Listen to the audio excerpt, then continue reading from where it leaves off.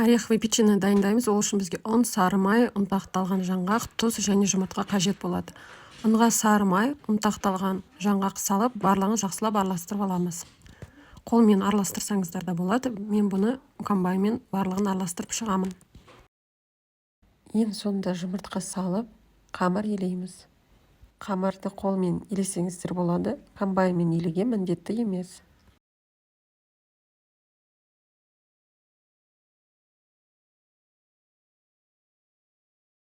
Дайын болған қамырды 100 грамнан бөлеміз.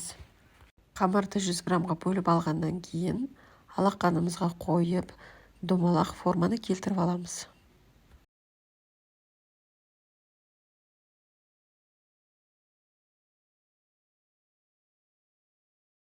Енді видеоға мұқият қараңыздар.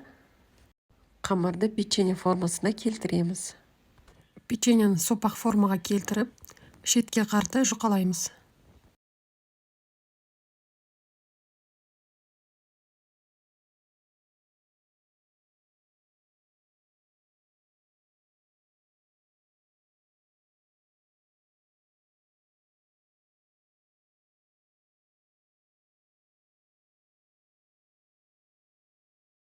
«180 градуста 25-30 минут пісіреміз. Міне осындай болып пісіп шықты.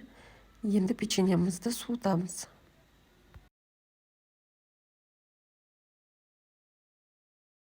Печенье суып болғаннан кейін сахарный пудраға аунатып шығамыз.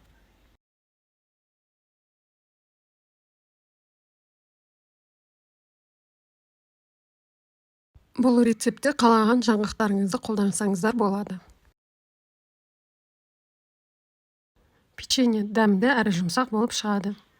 Астарыңыз дәмді болсын.